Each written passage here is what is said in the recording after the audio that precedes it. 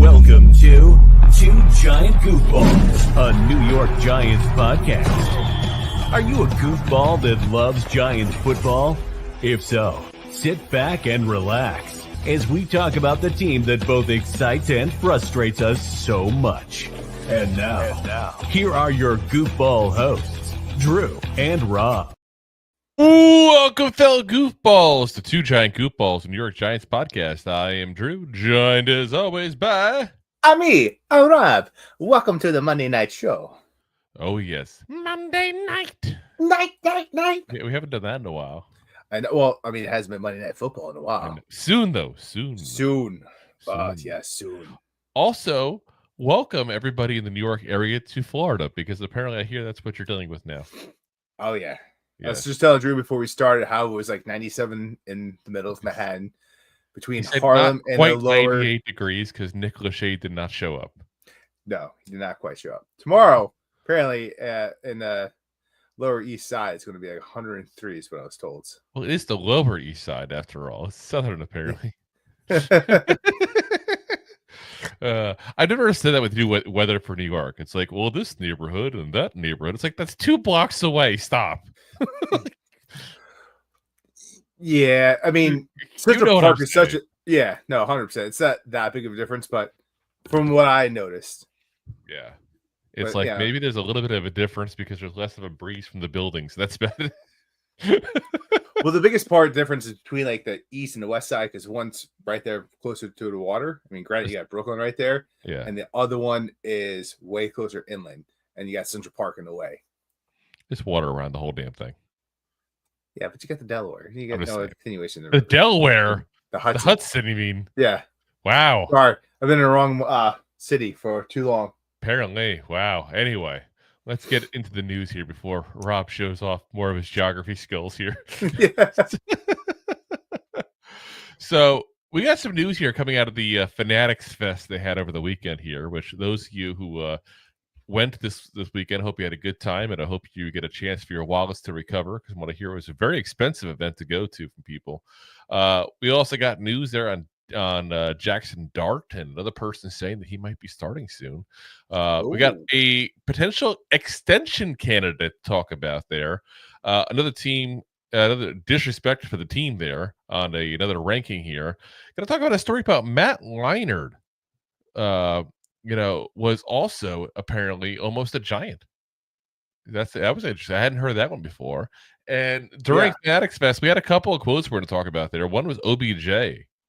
Who would thought that we talked about OBJ yet again, but here he is. Keeps on popping up like a bad penny. And we got to ask the question, are the Giants games wallet friendly? Don't think I ever would have heard that phrase before, but we'll get into it because apparently it's being said now, crazy as that sounds. Boy, so you suck that bad, you have to do something to sell tickets. Yeah, you would think, yeah. But we'll get into that. We'll get into that. Let's start her off with Russell Wilson saying Nabers is why he signed with us potentially here. So that's a little crazy. He's at the Fanatics Fest there in New York over the weekend. He said, I came here because of him. Big reason for it. I really wanted to play with a guy who was special like him. Also, too, we got a lot of guys who put a lot of hard work into it. We've got a really good defense rushing the passer. We've got a lot of dudes. That's a good thing. I would have found it hilarious if somebody just posted like the last 2 sentences. Russell Wilson says we got a lot of dudes. That's a good thing. Talk about clippage. Somebody should do that. It'd be hilarious. Yeah, that's just be the headlines. Yeah, Russell Wilson reports a lot of dudes, good things. Oh my gosh! But guys, let's not kid ourselves here. Russell Wilson's options was to come to the Giants or to not be a starter, basically.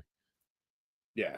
Let's not kid ourselves. As much as I'm optimistic on Russell Wilson, only because, again, like I said, he's a massive upgrade of what we had, but not a massive upgrade compared to what most people have, if that makes sense. But yeah, let's not. Oh, he wanted to be a Giant. BS. Like, he wanted to be a Giant last year. That I'll buy. The Giants didn't want to offer him a guaranteed start over Daniel Jones, and he wasn't willing to fight and compete against Daniel Jones.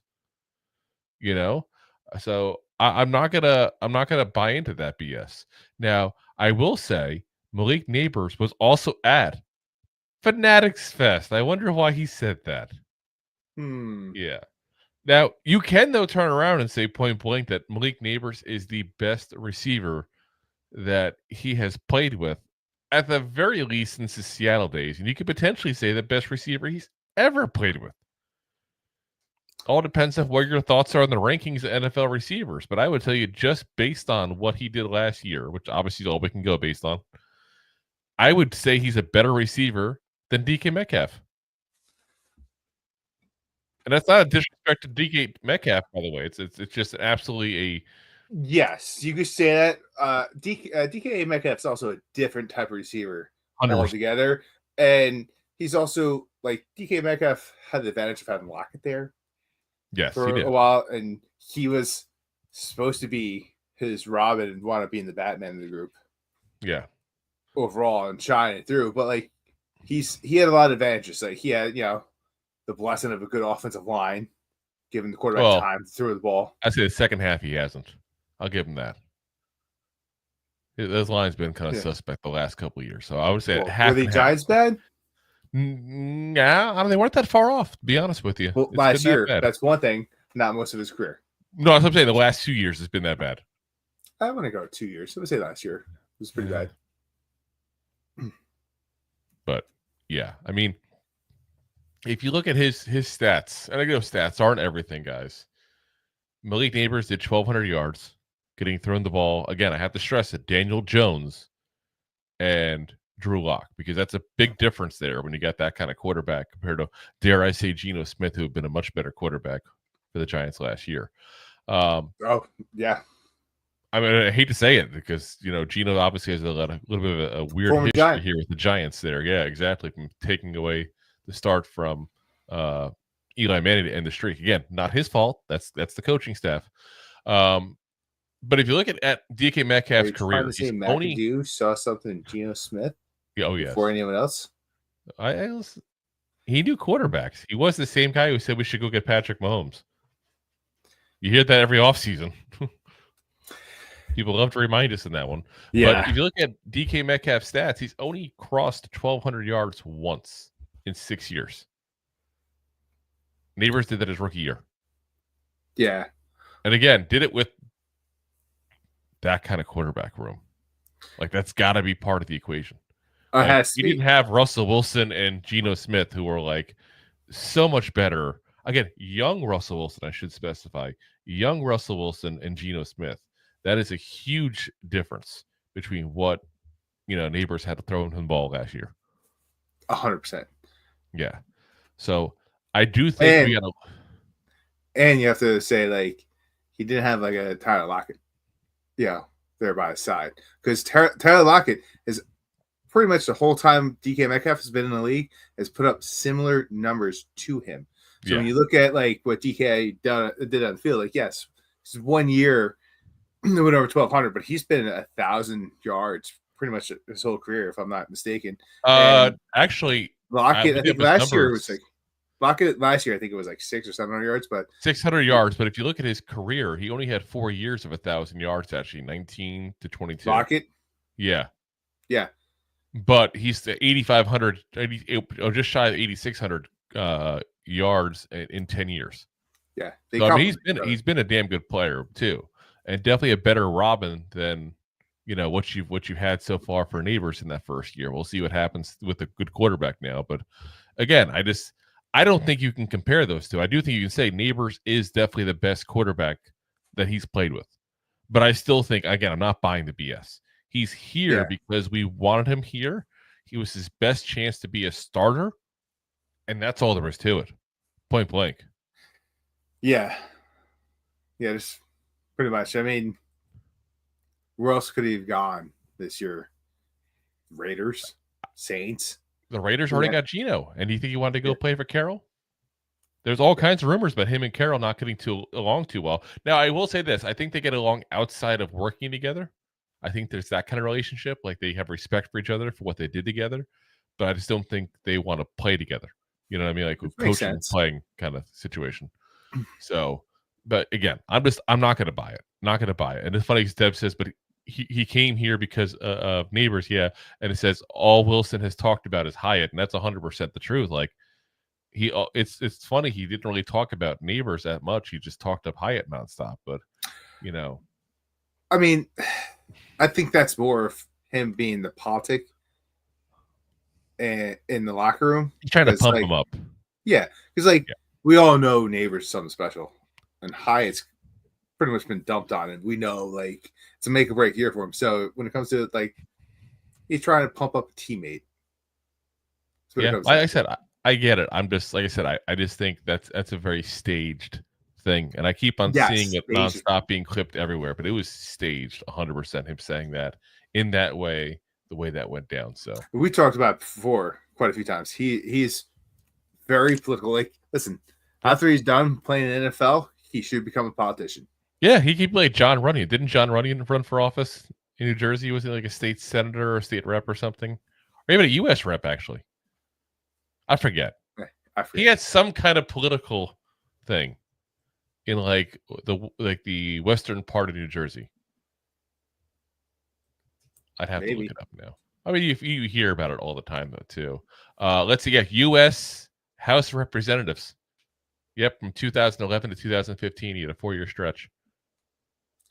I thought so. By the way, he's from Flint, Michigan. He survived. Oh. I didn't even know that. As I look that up, we find random things when you go to Wikipedia pages. Anyway, like I said, don't buy the hype. That was all just BS. Russell Wilson came here because nobody else wanted him. To be very clear. So, all right. Next up, guys, let's talk about some more Giants news here. We got to talk about Jaxson Dart. You keep on hearing more and more about people suggesting that Jaxson Dart should start earlier than what a lot of people think. And it's a little scary to hear, but it's also, I kind of like to hear it to a certain degree because it means he's doing good. It's kind of like a double-edged sword, if that makes sense. Yeah. Like if somebody's like, "Oh, don't you dare start this kid. He's nowhere near ready." Like that'd be kind of a red flag. Yeah. But at the same point, I don't want him being forced in. This is Daniel Jeremiah of NFL Network on the Rich Eisen Show. He says, I think he's got a chance to play pretty darn early here. First off, pretty darn early? Wow. Watch your language there, Daniel Jeremiah. Yeah. Oh, my God. Sheesh. It could be children listening. He said, you just kind of listen to the words of Brian Dable and you get the sense this was his guy. He's invested in him and he seems to really like him. It sounds a little different the way he's talking about him. It's his guy. He says, to me, that sounds that makes it sound like, hey, this isn't something this is a redshirt year for him as they hand the ball to Russell Wilson for a full season. I think we're going to see a lot of Jaxson Dart this year. I think we're going to see some Daniel Jeremiah, but to say a lot, I think, yeah. Yeah. I think that's stretching the situation. 100%. I do believe we will see him, but there's a reason why we got Jameis Winston and Russell Wilson. We got 2 quarterbacks that could start for us for a while. It's not just one. It's all right, we're just going to sit him until we think he's ready to play. You got 2 capable quarterbacks to play this year out. Yeah. There's no need. If we did not draft a quarterback, we would be like, all right, we have a quarterback room. It's not the best, but it's a big improvement of what we've had. Yeah. So kind of points to the direction of you're going to sit Dart as long as you can and keep that shiny new toy as shiny and polished as possible. So shiny. I wasn't going there. I was going Moana. You just went to a completely different song of your own there. I 100% my own. The shiny crab Moana. Tamatoa. I don't know Moana. It's a good Disney song. Good Disney. It was a good song, but it's a good movie as well. Yeah, we should watch it. Listen, the little guy turned 4 on Thursday. I haven't watched Moana. How have you not watched Moana? Watch Moana with the little guy. Anyway, big dash in the house there. Big dash. Jeremiah is nuts. He said week 7 and my jaw dropped. Yeah, now we've said it before on the show multiple times. Point blank, if you want to put him in after the bye week if the season's not going well. Keep on, guys. It's a very late bye week. Like, you're literally talking a couple weeks before the season is over. Like, I'm cool with that. Yeah, right. Week 11. Yeah. It's But the if latest he's bye week in a had in a week while. 7, if he's in a week 7, something went wrong. Something Big is wrong time. in Denmark. Like, that's a big sign of No, either. and East Rutherford, not Denmark. Well, it depends if we're playing in Europe this year, which we're not. It'd be nice I to was be going to good. say. I want to play You in, saw the in schedule. like Europe at one point, so I can actually go to Europe. I couldn't do it last year. Went to the Germany game, and it said it took away my Carolina game I was going to go to. But anyway, it's insane. Like I said, like it's way too early. Real quick, too, guys. By the way, we had this up. If you guys haven't already subscribed to Dash, go ahead and subscribe. Really a giant content creator, knows his stuff, entertaining, much like us as well. Doesn't go into the crazy hype and all the BS at that point you see some other people do. So definitely recommend his channel. Yeah, Dash is a good listen, guys. Oh yeah. So anyway, guys, like I said, I don't see it happening. I really don't, unless again something really wrong went. But it's like, if things are going wrong, hypothetically, okay, why would you compound that by putting a rookie into a bad scenario? 100%. I was going to say, if things are going bad, you need to just put them like as far away from the field as possible. Yeah. Put in DeVito, if that's the case. I wouldn't even say DeVito. Go to Winston. Well, DeVito's got to be so much far down the line, and I'm not even sure we're going to have DeVito, to be very frank. Oh, listen, I'm saying he's going to week 7. That means something happened to Russell and something happened to Winston. So there's no read. If something happened to Russell, like Winston should be going in. It sounds like he's saying it because of confidence. Like Dable's going to have the confidence to start him. You know, we've heard things before. Like I said, Connor Hughes talked about it last week. Said, you know, he's more confident in Dart now than he was going into the, you know, the spring practices and all. But guys, we can't ruin this kid. And again, I've said it before. I'll say it again. I don't mean this to say that you know, that Daniel Jones was ever going to be some great quarterbacks. I don't think he ever was. But we flat out ruined that kid. Flat out, we ruined any potential he had to be a good starter in this league. Again, I don't think it was much potential, but listen, he looked good his rookie year. We ruined him. Potential, yeah. Don't ruin this kid too. Because you know what's going to happen if you ruin him in a couple of years? We're right back to drafting again. We're right back to needing a quarterback again. Give him a chance to come along slowly. Give him a chance to get ready first, and then throw him in. 100%. If you throw him in too early, I'm telling you right now, guys, it's going to be Daniel Jones 2.0, which, by the way, is what Rob and I said going into the draft. But we don't want to be right. Yeah. Listen, we want Eli 2.0. Correct. The history shows the longer you sit a quarterback, usually the more success they have in this league. Yes. You throw them into the wolves. When you literally throw the little kid right into the deep end, they typically drown instead of letting them go into the shallow end first. I'm going to use this analogy for you guys here even. So, you know, look at like Patrick Mahomes, for example. And again, I hate to say that like as him as an analogy because I feel like someone's like, he compared him to Patrick Mahomes. I'm not comparing him to Mahomes per se, but hear me out for a second. His rookie year comes in mid to late first round pick. You know, second half of the first round, which is where Dart comes in. Comes in from a system knowing he's going to need a little bit of work. He's not completely NFL ready. Same exact as Dart. Yeah. They had Alex Smith, who at the time was a veteran quarterback. They already had decided to move on from Alex Smith. He was a one-year rental at that point to them. Same as Russell Wilson. Only difference is we just brought Russell Wilson in. Alex Smith was already there. Only difference. Don't tell me that Andy Reid, Mike Katka, by the way, and the rest of the people in Kansas City did not realize what they had in Patrick Mahomes. They didn't rush him. They waited till the very last week to throw him into a meaningless game just to get him some experience before they threw him, you know, out there the next year. Well, that's why I was about to stop myself. I was about to say to the Wolves, but it wasn't to the Wolves because they prepared him. They got him ready. Yeah. This is what we need to do with Dart. Get him ready. Don't let him throw him out there to the Wolves. Let him sit. Let him learn. Let him get better. Let him get more NFL ready. And then throw him out there. You know, like that's what you got to do. And anything we do this year pales, point blank, pales in comparison to whatever we could do in the future if Jaxson Dart is good. Yeah. In all fairness, and I hate to say this because I know like, anybody who's a member of this team would hate to hear this, though they probably admit to a certain degree I'm right. This most important thing this year is the development of Jaxson Dart.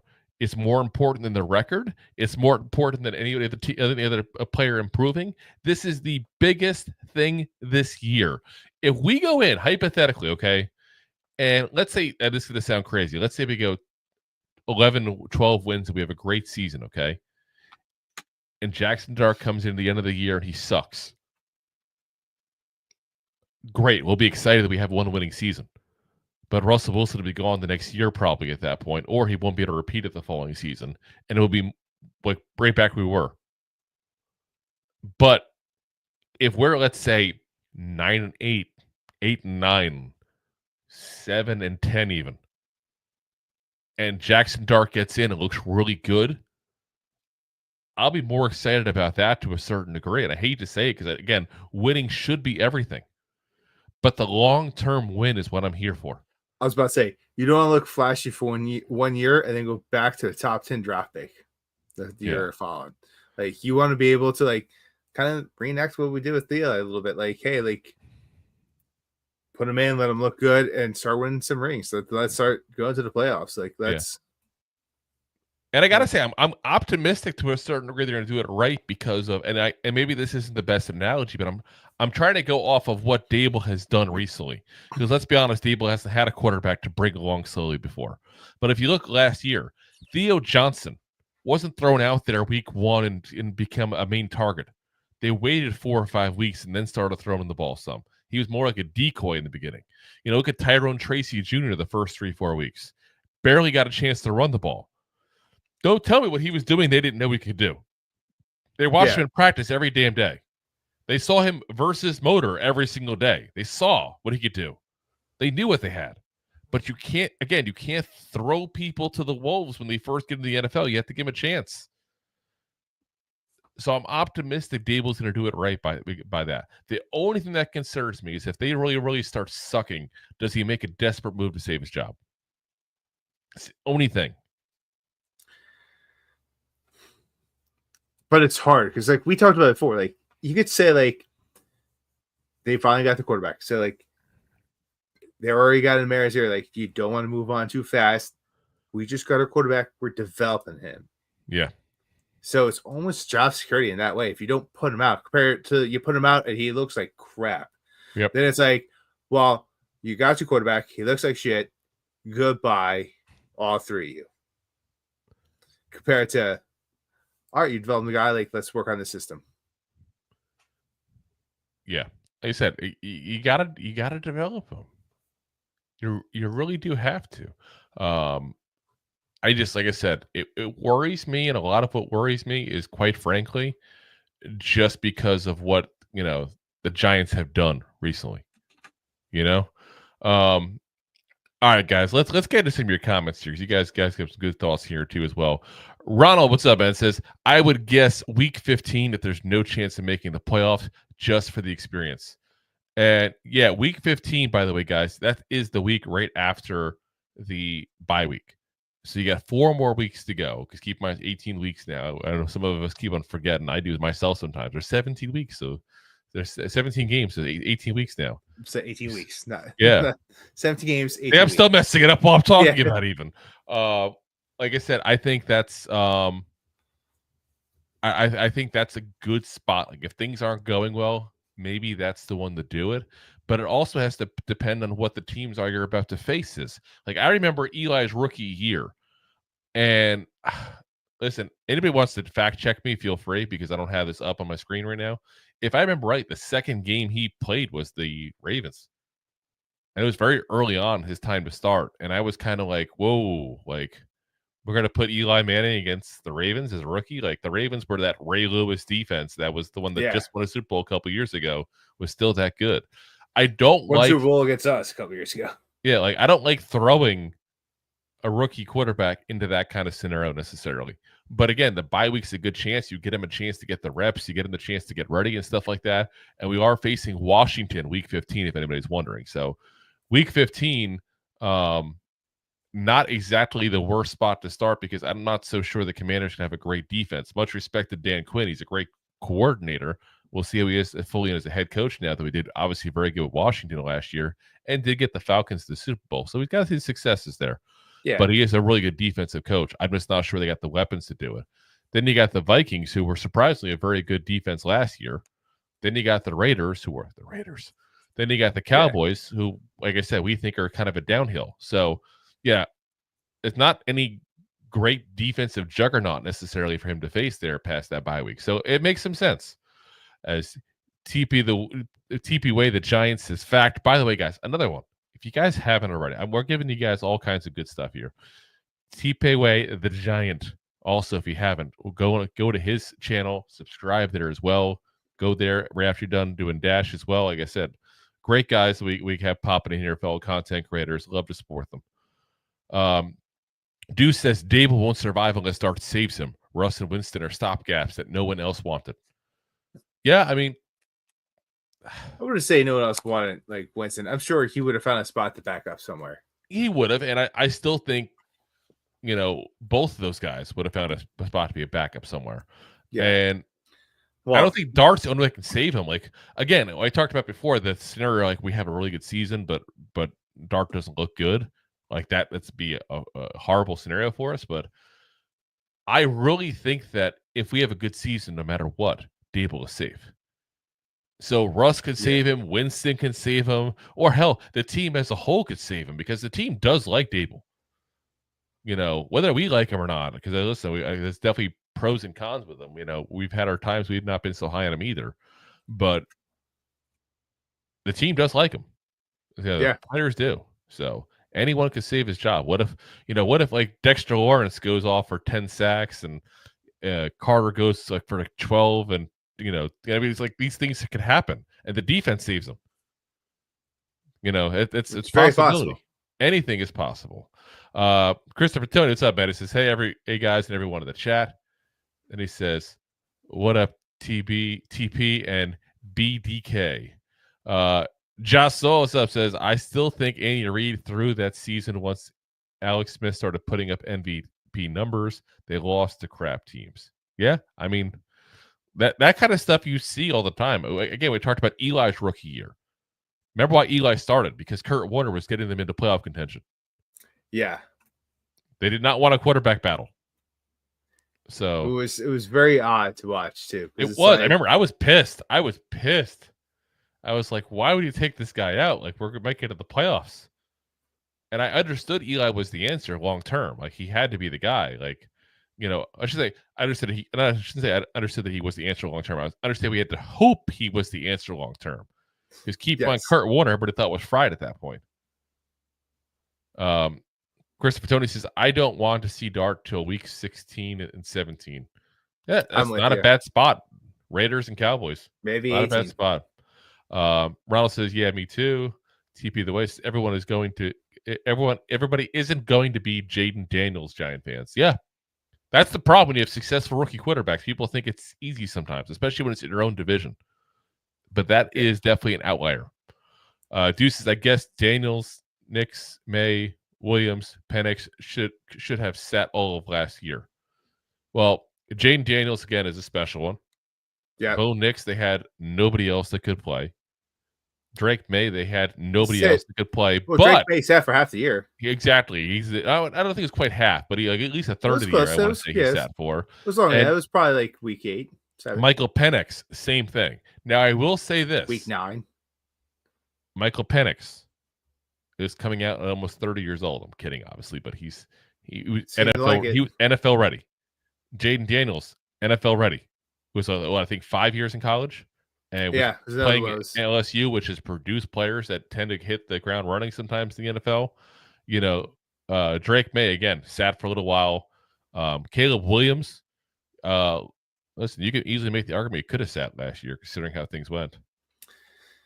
Yeah, at least for a little while. So, I get it. A lot of great rookies last year, but not a lot of them really started from the get-go, and none of them look great in the get-go either. So I get it. There's two schools of thoughts, and we can all have our opinions on which one is the better one. But when I look at a guy point blank that we all see coming out of college saying he needs work, you can't throw him to the wolves. He's not Jane Daniels. TP says Chris Tony, what's up, soldier? Chris says, why are certain Giants fans so damn impatient and negative?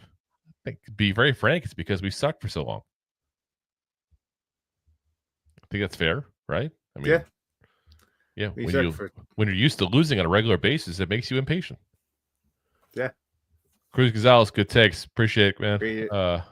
Ronald says he got killed then. I think he's talking about when I said that about Eli with the Ravens, because if I remember right. Oh, yeah, he got smoked. That was a bad game, if I remember right. Let's see here. Giants, Ravens, 2004, that would have been. 37-14, the Giants lost. Yes, I would say that was definitely not a very good game. Let's see here. I'm trying to see the yardage. They didn't have it there. They actually had Kurt Warner leading in passing yards. But if I remember correctly, that was started by Eli Manning. So maybe Kurt Warner spelled him. Maybe I'm remembering correctly. If anybody remembers 2004 better than I do, feel free to let me know. Yeah, that was a long time ago. I said you go 21 years ago. Guys, so you go 21 years ago. Mugs, $2. That's right. Deb says Deuce, Daniels, May, and Penix were top 10 picks. Big difference from 25th pick. 100% correct, Deb. Christopher Tony says, debate in my chat group, all Giants United, a negative. Nancy is always negative, no satisfaction with any player. Every fan base has that's for sure. I mean, I remember people hating Eli for how many years? Yeah. And I'm not even talking about like in the beginning. I mean, throughout his whole career. Guy brings you 2 rings, and you're like, oh, I don't know about this guy. Is he elite? Yeah. That was the biggest thing. Craziness. Jay Soul says, at Deuce, Penix only got time because Cousins admitted he was hurt. Well, that and Cousins sucked, too. That probably didn't. Yeah. Deuce says, every rookie quarterback started last year. Didn't Penix start the game after he threw, after Kurt Cousins threw 4 interceptions and no touchdowns? Yeah. I believe that was at least 4 interceptions. I forget what it was exactly. Yeah, maybe 5. At least 4. Deuce says, every rookie quarterback that started last year was at least decent. None of them were bad. Yeah. Historically great quarterback class. They were good. Yeah. Keyword, historically great quarterback class. Like, yeah. Historic. Do you want to really compare this year's class to last year's class? Like that, you got to include that. If Jaxson Dart was in that draft, he would have not gone before any of those guys you listed, probably. No. Point blank. And like I said, I'm not trying to be negative here. I'm trying to be a realist. I'm not saying that Dart has no chance. I'm not saying Dart's going to suck. I'm not going there. If I had to bet on it, I wouldn't bet on him being great, but I want him to be great. So I'm not going to even throw that kind of stuff out there right now. I'm just saying in general, give the man a chance to succeed. 100%. And then sub 23 sub says, Schmelk talked about this on BBKL. You can't sit Dart too long or you lose the advantage of his rookie salary. You want him to learn the ropes, but need him out there year 2 at the latest. I'm good with year 2. All I'm saying is when you talk about the money part of it, there's no monetary advantage this year because you already got Russell Wilson. You already got Jameis Winston. There is no monetary advantage by starting him. Now, if you weren't going to sign Russell Wilson, you wanted to put him out there and just throw him to the wolves because of the money part of it, and you couldn't get a quarterback better, that'd be one thing. But you got 2 relatively inexpensive quarterbacks you can keep in front of them so we can learn. Yeah. So, but I do agree, year 2, like if you can't go into next year saying Jaxson Dart is our starter, that's an issue. That's an issue right there. And I'll say that if you can't start him next year, then yeah, we got to look at somebody else. And I've said this before, and again, I'm not hoping for this scenario. I feel like I'm being negative, but I'm really not hoping for this kind of scenario. But we didn't give him that much for him. If he's not the guy, move on. Because you see what happens when you waste too much time on a quarterback that's not the guy. Yep. See the Giants the last 6 years. Like, that's where we're at. Yeah. So, Ronald says, if Dart is the starting quarterback next year and Manning is available in the draft, would you take him? Depends on what we think of Manning at that point, what we think of Dart at that point. I hate to dodge the question, but it also depends like where we are in the draft. Yeah. Like, are we? I think he's saying like we're on the clock and Manning is there. Yeah, but I'm saying like, is he going to be there? Like, listen, if we get 7 wins, he's not going to be there. I don't think he's going to be there no matter what, personally. But yeah, but I mean that's the thing though. Like we don't know. Like a year, a lot can change. Like we talked about Jaden Daniels before. If you told me back in 23, would I hold out for Jaden Daniels? I would have said, "Are you kidding me? Who the hell? What the Jaden Daniels?" And then look what happened. You know, it happens all the time. Look at like Matt Leinart, the year he was going to come out at USC, be the first overall pick, went one more year, became a elite first round pick. Things happen in a year. A lot of things happen. So, Deuces, Daniel Jones PTSD.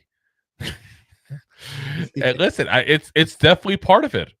But that's why I said it before. I don't want to ruin another quarterback because we started him too soon. That's all it is. Don't put him out there until he's ready. Now, if he's ready earlier than we think and you want to put him out there, then fine. But that's Joe Shane and Brian Daboll's head. If they're wrong. Yeah. Probably their job. Let's see. Jay Soul says the rookie salary thing never made sense, but truth is most of the top younger quarterbacks get paid way before year 5. They do, but it's extensions. That way they can keep the money down for a little while there. And some of them keep pushing the money back left and right. You know, eventually you got to pay the piper. Yep. There's only so much you kick the can down the road. Yeah. Look at you, Billy. Jay says, damn, full house today. And Jay, all I have to say to that is whatever happened to predictability? The milkman, the paper boy, the evening TV. You miss your old familiar friends waiting just around the bend. Oh, yes. I still remember every damn lyric to that theme song. That was a damn good theme song. I don't know why. It was like the quintessential like 90s theme song. Like the guy singing like that and just random shots, people going, hey. You ever see Cartoon Network did a thing a long time ago. It was called Too Many Cooks. And it was like a 10-minute long video of them doing a 90s show starting like thing. And it was hilarious. Look it up. Too Many Cooks. It was Adult Swim, obviously. It was definitely not child friendly, but look it up. It was absolutely hilarious. Sub 023. Is it Sub 023? I feel bad sometimes, but am I reading this right? Is Sub Zero. Subo 23. I always heard of Subo. People say. He's a big submarine guy. Oh, okay. I don't think that's. I have no idea. Anyway, he says Dave Syverson said next year's rookie class looks like it has 5 guys who are likely to grade higher than all of this year's class. Yeah, I mean, you hear that, but again, until it gets closer, it's hard to say because I feel like every year they say that. Like, it's very rare they go, this is the year to get quarterbacks. For some reason, everybody pushes it off like, next year is the year. You know, but that's just life in the NFL. Jay Souls, as a Saints fan, I know all too well about kicking the can down the road. Yes, you do. Your GM is very good at that. Very good at that. Listen, I give him credit because he gave Drew Brees every chance to win more rings. Yeah, he did. He really did. That was like like he did right by him. I give Mickey a lot of credit there. He's a guy definitely that got the most out of his time. That's for sure. Deuce's Arch Manning has started 2 games, and they have him going number 1 overall. They also have him going number 1 because he looked really good in those games. And on top of that, he's a Manning. Like I said, we'll see. Jay Soul says, I think we are still paying for Jameis. LOL. All right, we're paying for him now, too. We're paying for him now, too, guys. All right, let's get into our extension candidate here, guys. Extension.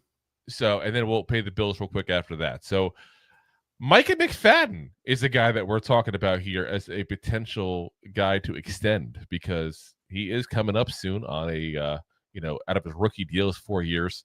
And I can't believe we're saying that it's going to be coming out of his rookie year already, like rookie deal already. That's crazy. Like, didn't we just get Micah McFadden? It feels like just last week. Just last week. He only played for us for how many seasons now? But just time flies now, though. It just feels like it. I mean, he's 3 years in. This is his 4th year.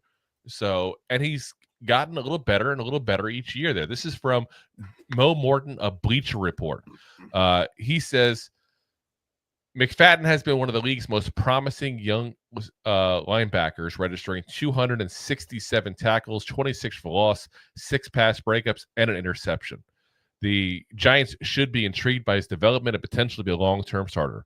Bobby Okereke, 28, has been a solid pickup from 2 years ago, but McFadden is the present and future and linebacker, and he's going into the final year of his deal.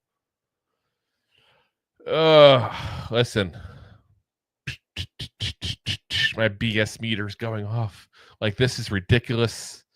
Absolutely ridiculous. Like, yeah. McFadden is the present and future linebacker. Excuse me? Excuse me? Yeah. Let's be very clear. Bobby Okereke is the present at linebacker. Now, anything can happen in the future. I hate doing this is the future, blah, blah, blah. Like, but Okereke is young enough. He's 28. He should be with us for a couple of years at least. No problem. Say 3-4 years before it's ever going to kind of issue. If we extend him at all, we'll see how that goes. But if you think that Micah McFadden is on the same level as Bobby Okereke, then I'm sorry, you're not watching the games right. There's something going on. And I don't mean to be disrespectful to McFadden. He's a good player. I like him. I want to keep him. I do. But he is definitely the Robin of that duo. There's no way in hell he's the Batman. And then you throw in the fact that he has some deficiencies that, quite frankly, Okereke doesn't have. We take him off the field quite often in passing downs because he's not that good in coverage. Again, I'm not trying to disrespect the man. I'm just kind of call it like it is. It's just that's what he is. He is a run-stopping specialist linebacker that you can keep out there on plays you're not sure if it's going to be pass or run. But if it's 3rd and 10, you're not putting him out there. No. We've been putting Simmons in his place the last couple of years. Simmons, the same guy who nobody knows where to play him. That's where we played him. Again, I like him. I'm not trying to be disrespectful to the man, but I think Morton is doing a much bigger sales job on him than I've ever heard anybody do. Like, he's a really good linebacker. He's a young player. He still probably hasn't fully developed necessarily too as well. So maybe he can fix some of the pass coverage deficiencies he has. And he's a guy that, again, I would sign to an agreement right now. I really would. But I'm wondering what is going to happen, guys, when Abdul Carter comes in and you got 2 edge rushers in Kayvon and Brian Burns that cannot go to linebacker. And you got Carter that can. Who do you think is going to be sitting on the bench? McFadden. Exactly. So I think good player I want to keep long term. But I do think we got to tone it down just a little bit and be a little more realistic in what he is. Yeah. Like I said, I mean, good player. you say he's the future, but he could have a long future with us, just not as the main guy. Yeah. Like I said, and I love that. I love if he's a Giant long term, I've seen him, multiple interviews, and he seems like a very nice kid. He's young, and he's still, been a good part of the team overall. Like I said, I think it's a good thing to do to re-sign him. I just think, again, you got to realize what he is. And if he wants the ridiculous starting money, then let him go. 100%. He's not that good that we can't replace him per se. But when you get good players and they're homegrown players, you don't want to have to replace them. Those are the guys you should want to re-sign. So I agree with them. Extension candidate. A guy who should get re-signed. And a guy that should get signed some money. But if he's wanting like a $10 million a year kind of contract, then okay, bye-bye. In the words of Vincent, bye, bye, bye. Exactly. Or Deadpool, depends on, More Deadpool. Yeah. All right, guys. Let's pay the bills real quick, and we'll be right back. Got a couple more topics to talk about here with you guys. Thanks for watching. Like the show?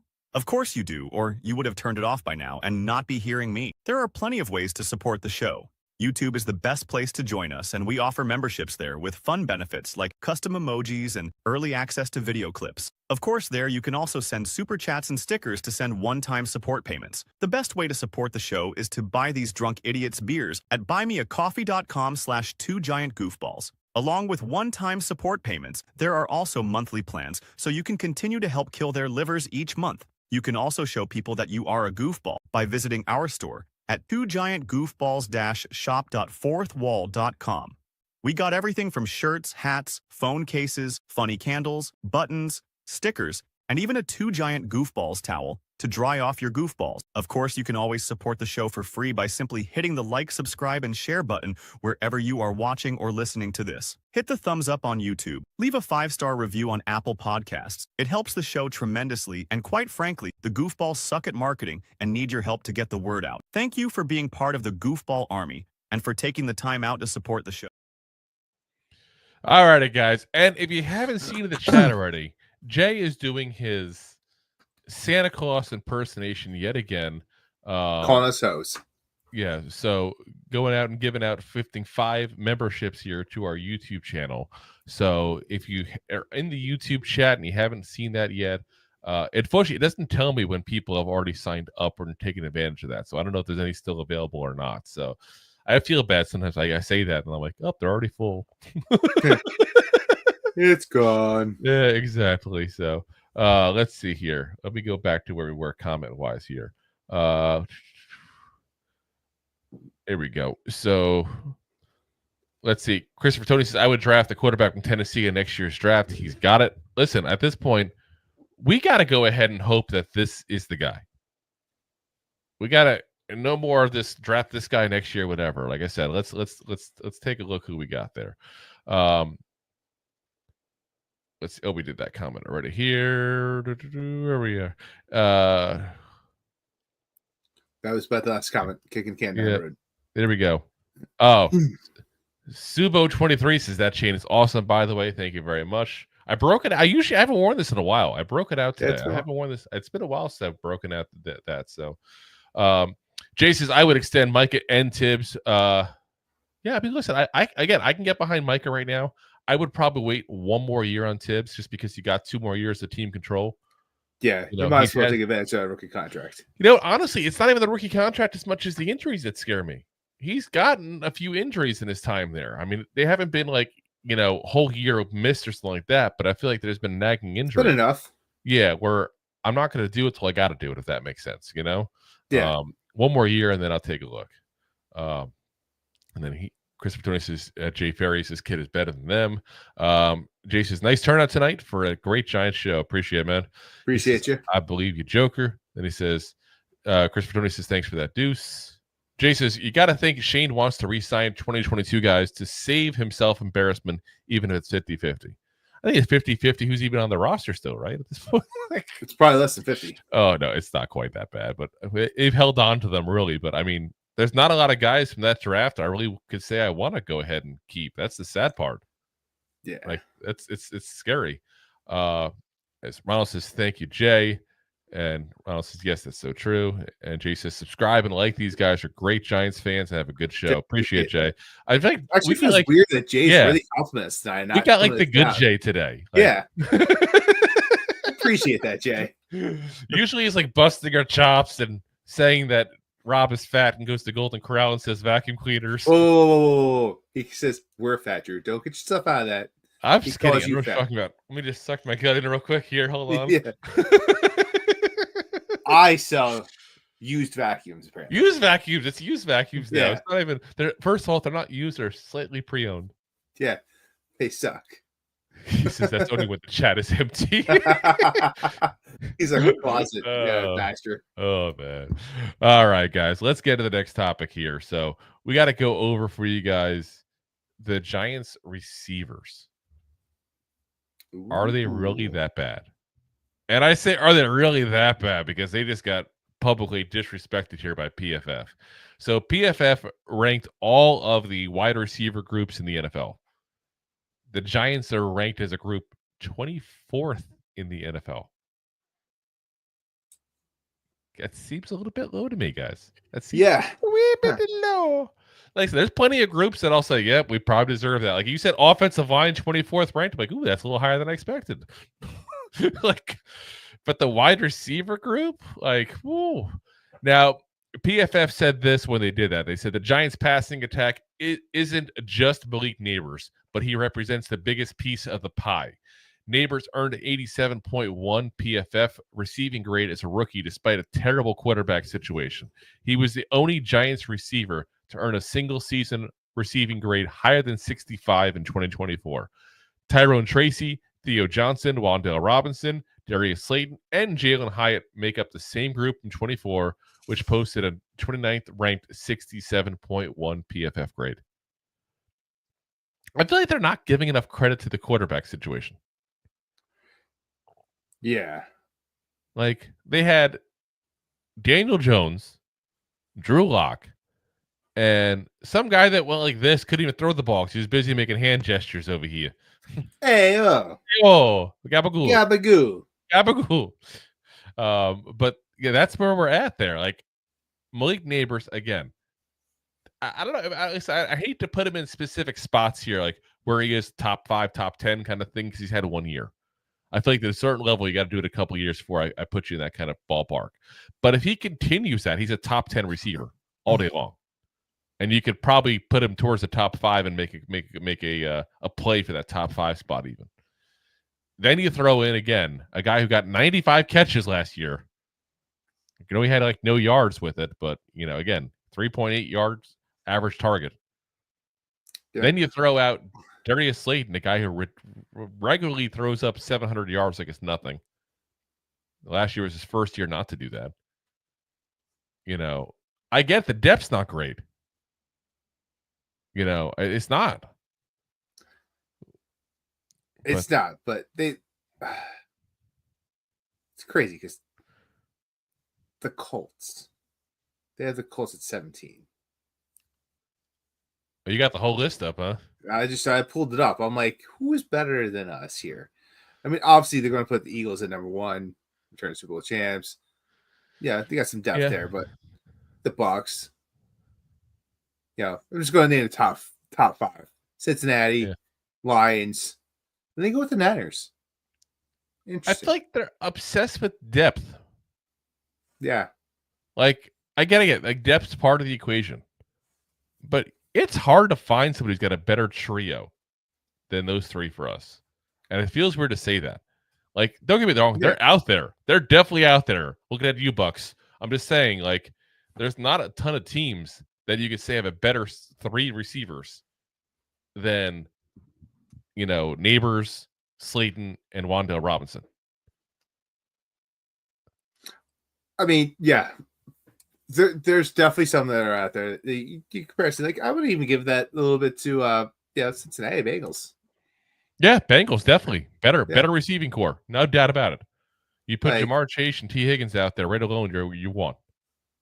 Yeah, right. You're paying way too much money for that duo, but that's a whole separate issue. That's completely different. $100 you million put man on all rookie and why you decide no salary cap. That you're fine, whatever. Like I just like I said, I just think that it's disrespect. It is because I mean, yeah, and you know, and you got to look at what's going to happen with Hyatt now too. Like, will Hyatt do something finally now that he's got an actual quarterback that can throw the ball more than 10 yards? Yeah. And I love the fact that Atlanta Falcons, they put him up there because Bijan Robinson could catch out of the backfield. Yeah. That's part of the top deal. Yeah. There. Let's see. Drake London, who everybody said has been disappointing and pretty much for the most of his career. Kyle Pitts, who people want to trade, but they have a better one. Yeah. Yeah. Like I said, I can't believe it there whatsoever. You know, it's insanity.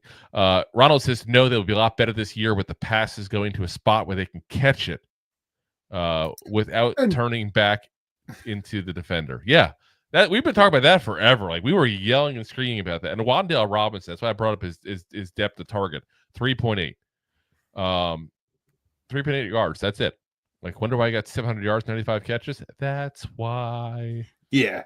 You know, like, point blank, you throw him behind. And then on top of that, you're throwing it to him less than 4 yards down the field. I wonder why he can't get yards. Like, you have to throw this stuff in and understand what you're looking at when you watch the games. And this is the problem I have with people that watch national football, like not just one team. And it's not to disrespect them. Listen, there's people that you want to listen to and you want to see their opinions on that for the NFL as a whole. And there's times I watch just NFL coverage in general, not just Giants specific. But you can't sit there and tell me that this guy actually watched the Giants games. That whoever did this goes, oh, well, the PFF said this, so therefore this is where we're going to do it purely off the PFF numbers and blah, blah, blah. Like I can't. I can't. Yeah, no. You got to watch. Listen, I like PFF as a tool.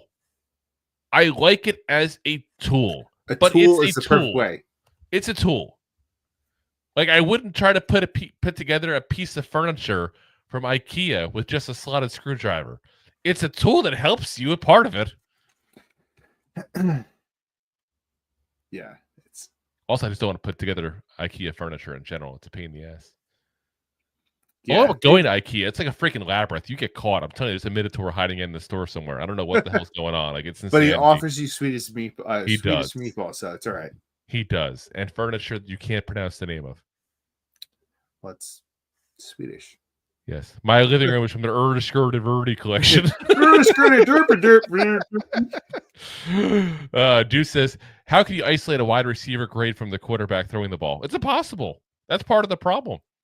Like, some of the plays, like, let's say, for example, there's a play where Wan'Dale Robinson, I'm going to kind of pick at him a little bit. We talked about him in the positive light.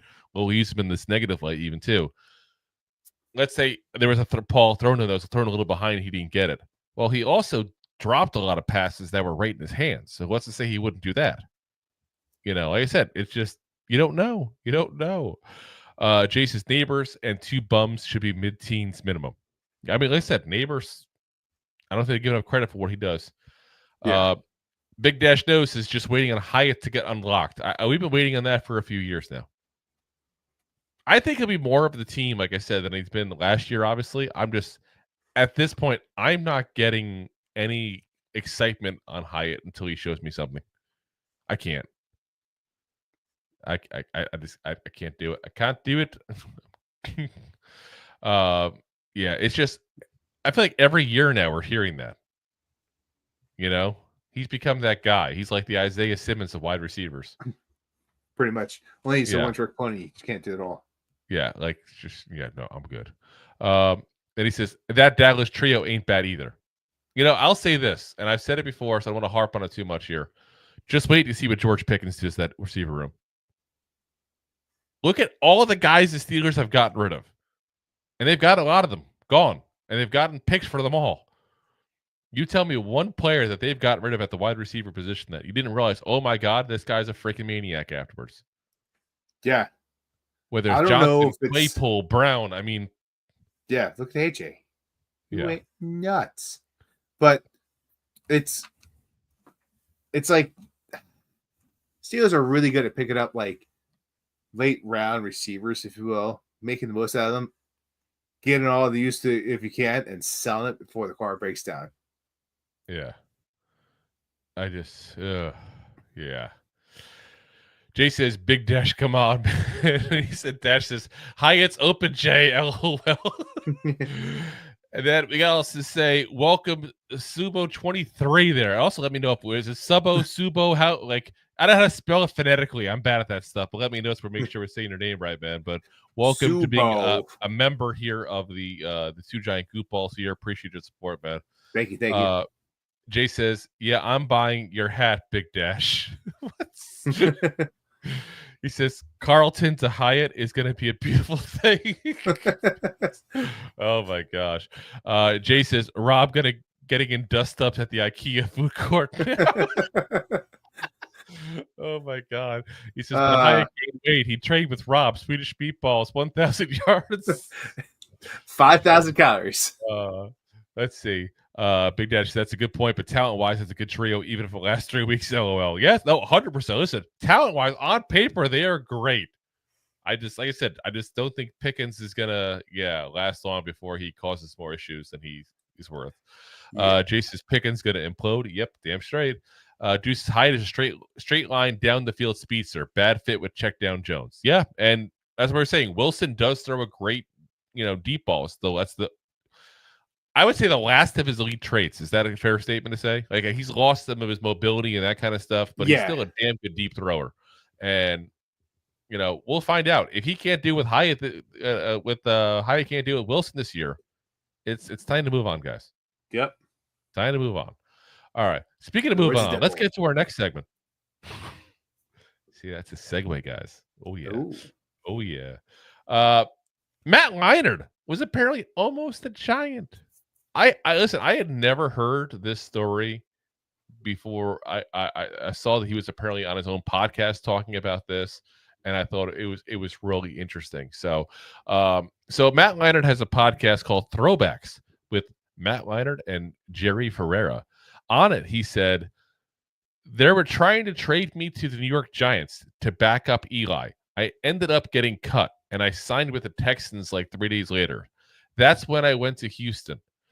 There were conversations, and I'm almost positive about this, that head coach Ken Wisenhunt was like, hey, we've been talking to the Giants about potentially trading you.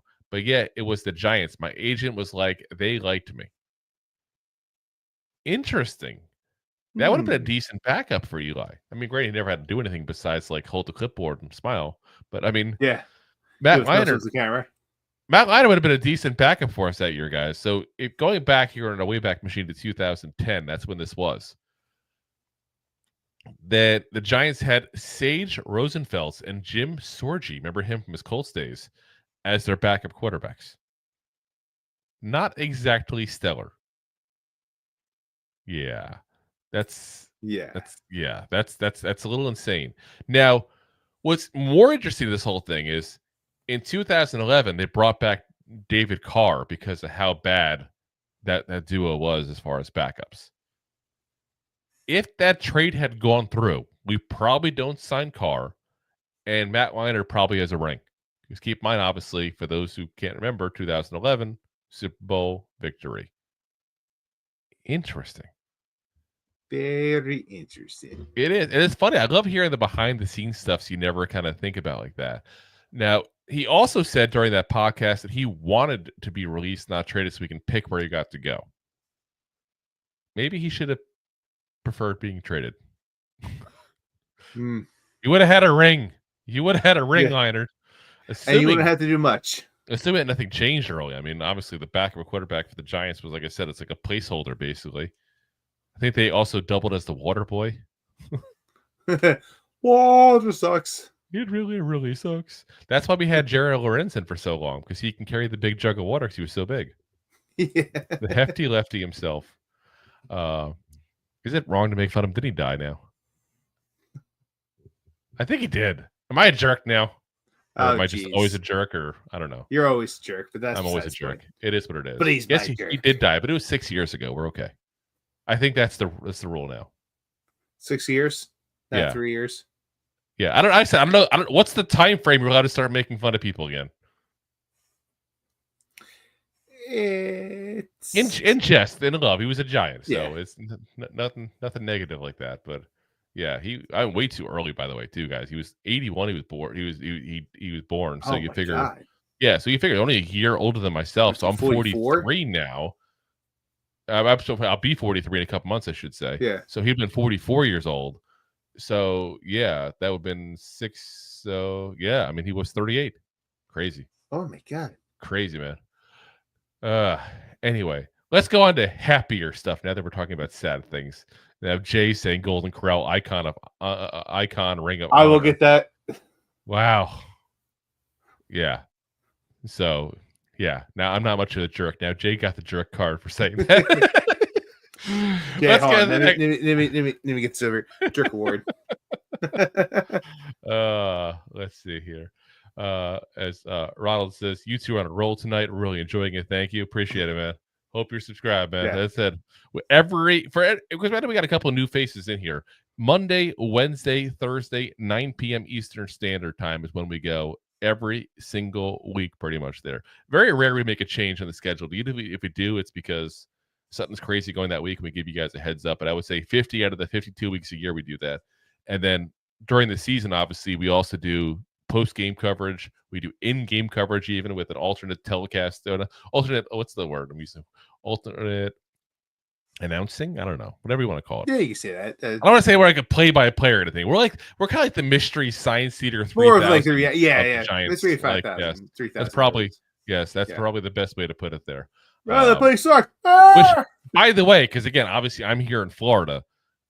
Supposedly, I'm gonna have access to all the preseason games for the NFL Network and all that kind of stuff. So if that's the case, we can do the preseason games here. We can do our annual rite of passage that we get all excited. Just to remember that the preseason game sucks a quarter later. Pretty much. That's what it is. Craig says, "What's up, Giants Nation? We here. What's up, man? What's up, brother? All righty, let's get into the next one here because this one, talk about topics that never die. That's where we're at. Could OBJ go back to the Giants? Now, this all stems because, again, during the Fanatics Fest, a Giants fan, while he was talking, by the way, very rude, he was really talking, and he yells out saying, "Go back to the Giants." And OBJ responded, "I got you." All he said. And now people are all like, "Ooh, could he go back to the Giants?" He knew what he was doing. Listen, if you don't think that the last couple of years he would have come back to the Giants in a heartbeat if the Giants offered him even the veteran minimum, don't tell me he wouldn't have. Look what he did with the Dolphins. Jack and squat. And that's me trying to put it nicely and not cuss now. Like, he did nothing. Now, I'll say this. Yeah. If we want to bring him in and we know he's going to do right, and we know that we tell him point blank, you're on a short leash, and if you do anything stupid, we're just going to cut you, then whatever. But what benefit do we really have of bringing in OBJ? Like, I feel like just fans. That's all I get. I think fans forget, though, that he's not who he was, and he hasn't been who he was since he left us. Well, you get the fans that in that New York market that aren't. By the way, guys, that is a dog panting. There's nothing going on behind the scenes in Rob's house. Well, he was coughing a little bit. But there's a lot of Giant fans out there who are just Giant fans, not NFL fans. So they don't watch him when he was down in Miami. They didn't watch him when he was playing with the Ravens. They didn't watch him like. We watched a little bit of LA, like, oh my God, he was in the Super Bowl. Look at him, he's so great. But so here's his numbers, by the way, guys. Last year with the Dolphins, 9 games. Okay, he's targeted 18 times, caught the ball just 9 times. Huh? What? Sorry, I was losing you for a second. Okay, so anyway. Okay. 9 games, 18 targets, 9 catches, 55 yards. Not a single touchdown. That's, like I said, if you're bringing him in, you're bringing him in because you're scared about depth at the wide receiver position. If you bring him in, you're bringing him in more for the fanfare than anything else because you're trying to build up more positivity amongst Giant fans. Listen, love him or hate him, you're probably on one side of that coin. Like, there's no in-between with OBJ. You either miss OBJ, think the Giants did wrong by him, or you say the Giants should have let him go when they did. And I'll tell you guys point blank that we have been definitely on the Giants should have let him go when they did. Yeah, it was the right time. He was a distraction. He had publicly gone after Eli Manning at that point. And by the way, we got Dexter Lawrence. We won that trade. People keep forgetting that. We won that trade, point blank. So yeah, I'm good. If you want to bring him in for a novelty act, what the hell? But I'm good. Have him take a picture next to Dexter Lawrence. And tell me who you want playing for your Giants in 2025. Yeah, exactly. Let's see here. Oops, skip one there because I got another new comment there. Ronald says, OMG, I hope not. Jay says that'd be awful. We already got a wide receiver good for 6 catches on the season, Jalen Hyatt. Oh my gosh. Deuce says toast. Rollins says nice. Jay says that whole thing is dumb. All the fans would have ridiculous expectations. It'll blow up in their face. He says Jets should sign Joe Namath too. LOL. I think Joe Namath is a little busy here with his life insurance policy commercials. That's where he's at there. Craig says OBJ is like my 2013 Maxima. When I first got it, I loved it. Then years later, I'm like, the seats are stiff. The check engine light's always on. I moved on. Yeah, that's fantastic. First off, he's a 2014 Maxima. Touche. Jay says flat tire too, Craig. Oh my god.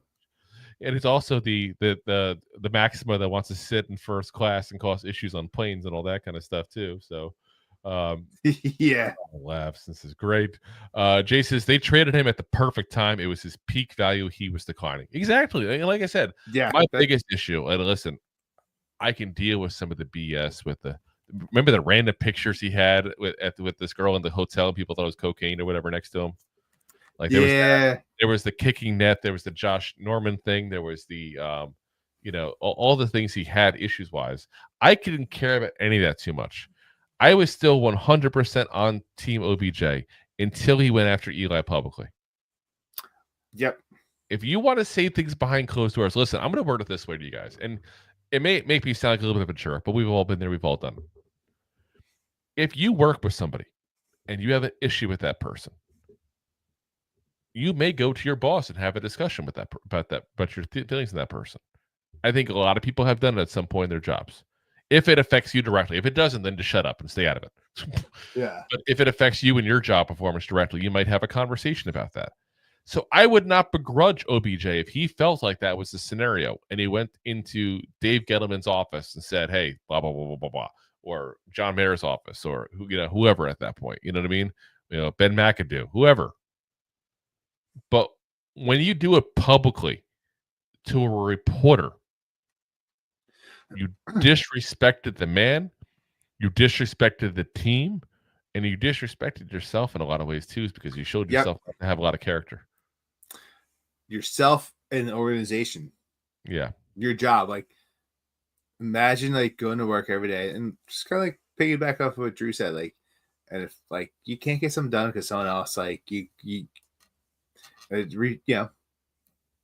on someone that like reflects on you, like there's someone else is not doing their job. Like, hey, listen, you go to your boss, this is what I'm doing, like this, I'm doing all these reps, I'm trying here, but like, listen, this person's not picking up their slack. Like, please, when it comes to like, just know that like, I'm working here, like I'm trying my best. It's a little respect. Like, it's kind of like, all right, you're throwing the person on the bus, but it's in a respectful manner. But like I said, it's not like you go out into the office in the middle of in the cafeteria where everyone's like sitting down, have lunch or getting together. Like, I'm on the road, so I don't really sit in an office like that. But you go there. Jason's Rob taking shots after work. He takes them during work. Look at this vacuum cleaner still drinking. Yeah, it sucks. No, but like you go in the middle of the cafeteria and you're like, "Hey, I can get my job done because this guy sucks. I can't do it anymore." Like, just look like a butthole. Yeah, like I said, he lost me 100% at that point there. Ronald says he lost me when he went on the boat ride during the playoffs, then kept dropping easy pass the next game. Mosley second says he didn't lie on the guy, fellas. He was pretty much cooked at that point. Again, my issue is not what he said. It's where he said it. It's 100% my issue. It's where he said it. If you had said something negative about Eli and you say it at that point just to, the people, like I said, behind closed doors, your bosses say, listen, I think this is an issue with the team, blah, blah. I think we should address this. Let's discuss this. No problem with that whatsoever. If he had that discussion with Eli even, I'd have no problem whatsoever with that. But the second you do it publicly, that's when I have an issue. And that's, like I said, it shows me a lot of a lack of character in him. Really, it did. And I have never been a fan of OBJ since then. This guy brought me 2 Super Bowl rings to see. Like, I got to see my team win 2 Super Bowl rings because of Eli Manning. Don't get me wrong. Other people were involved. Win. I'm not trying to say it was just him, but he was the MVP of both Super Bowls. You know, Making great plays. yeah. Like, I'm going to 100% stand by that guy and say that he deserves all the respect. And unfortunately, I got to say that I don't think the organization gave it to him as much as they should have. But, Yeah. you know, definitely OBJ didn't help that, he said. So, Ronald says, yes, I totally agree.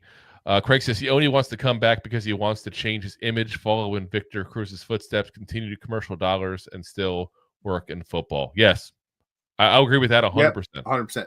Yeah, really. I that's a very valid point, Craig, too. I didn't think about that part of it there. Because honestly, I don't know that anybody would want him at this point. But you're not wrong. I just don't think he's going to revamp his image. I think what it boils down to is you look at where he played. He's not going to be a hero in Miami. He's not going to be a hero in Baltimore. He's not going to be a hero with the Rams, even though he did have a hell of a performance in that Super Bowl until he got hurt. Yeah. He's not going to be a hero in Cleveland, where he also talked trash about the quarterback, by the way. His best years, his best time was with the Giants. That's his chance to have the image when he's done retiring. And like you said there, Craig, he gets the option to do it afterwards in the media and all, because that's the biggest media market in this entire country. Jay says it's kind of like Aaron Rodgers to me. Media talks poop, but all of his teammates like him. Yeah, and you do hear that. And like I said, I think he's that guy that just doesn't have a filter. I do think that.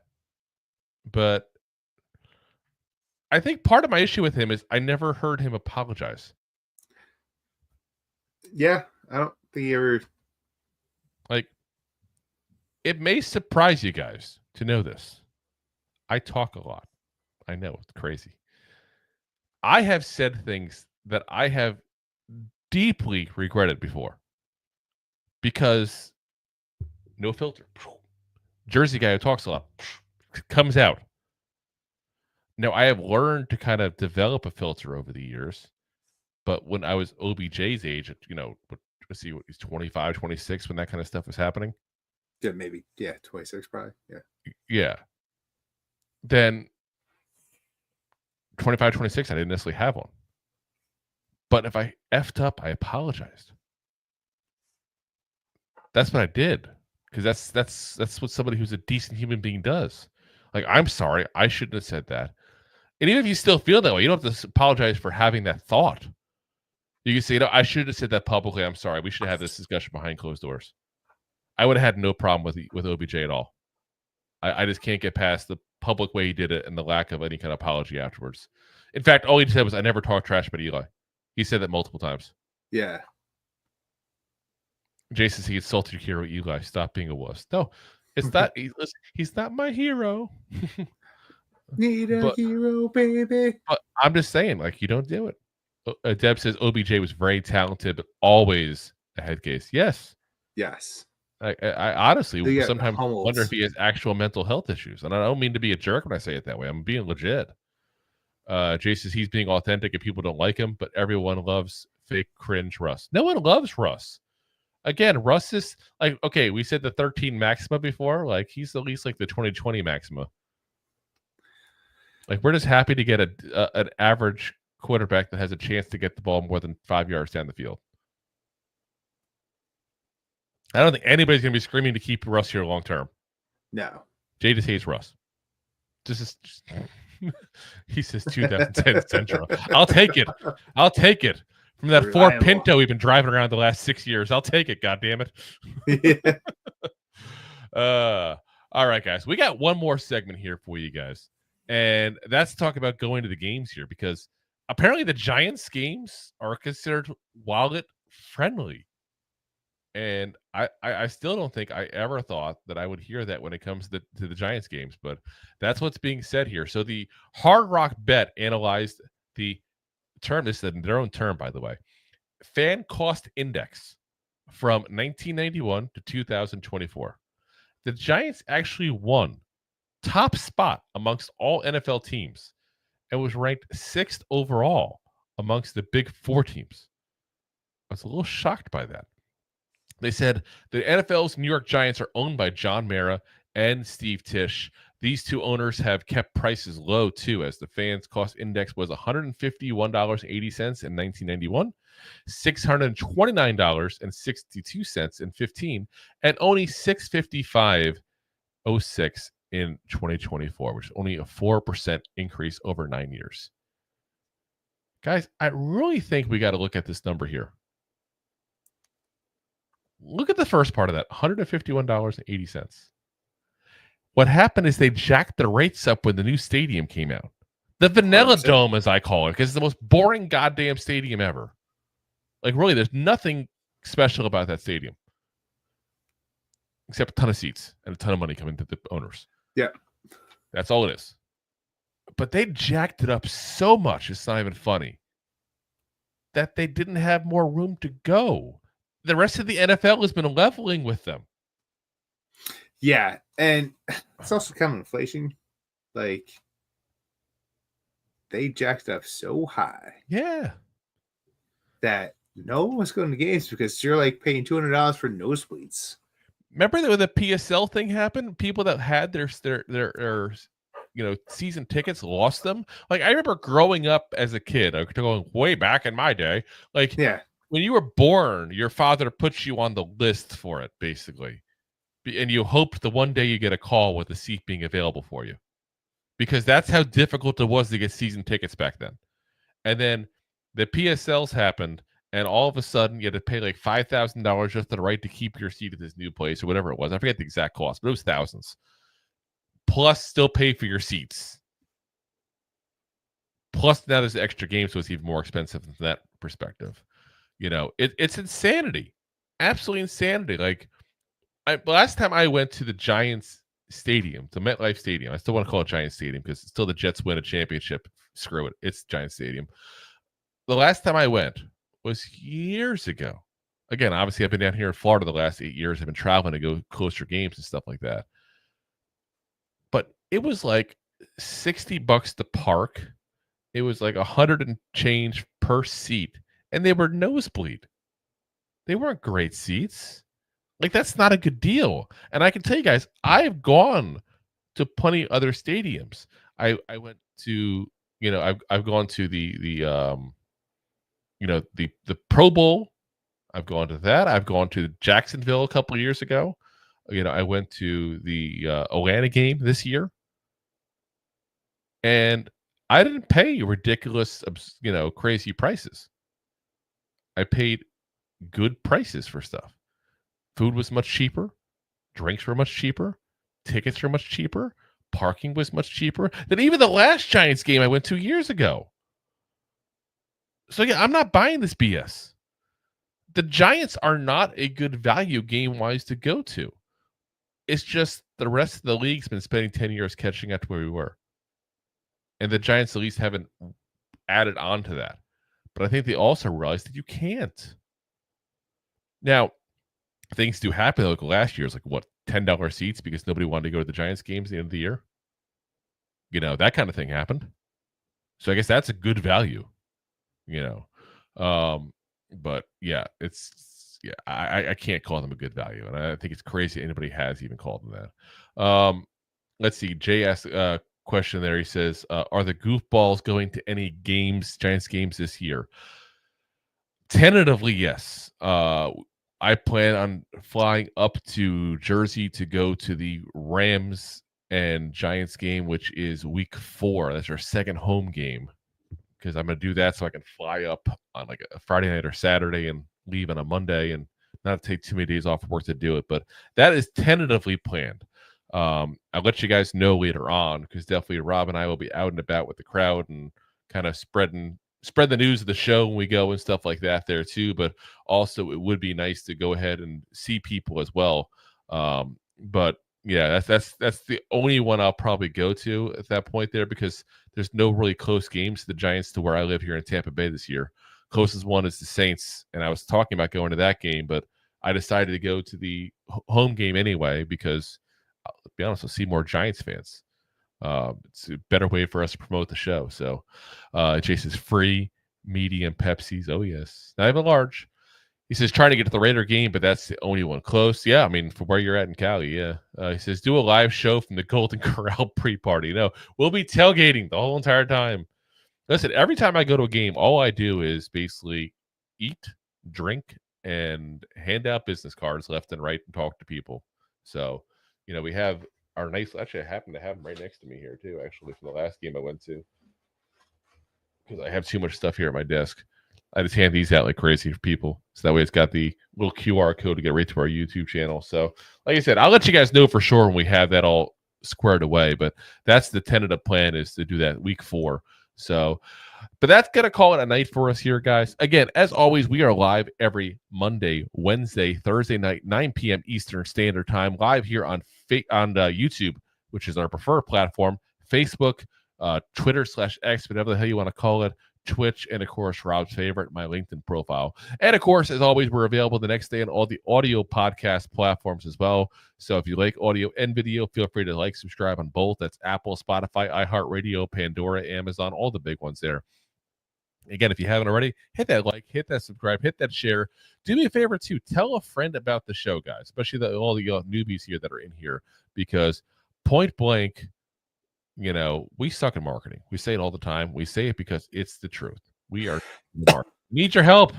So help us there. Feel free to share it to a friend there, as we get Rob back there coughing off screen. Woo.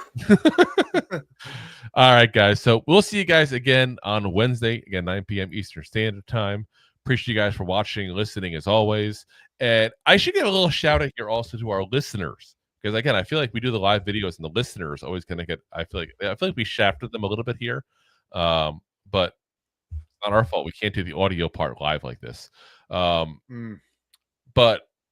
we are about to hit our all-time record for most audio downloads on this show. So definitely want to give a special shout out to all the listeners on the audio platforms for that, because we got a week to go and just a couple hundred more downloads to get that number, and that should be no problem to get it all very quickly. So appreciate you guys for listening, and as always, Giant fans, go G-Man! Go G-Man! Thanks for listening to Two Giant Goofballs, a New York Giants podcast. We appreciate your support. Thanks so much. Please, I'm begging you. Please subscribe.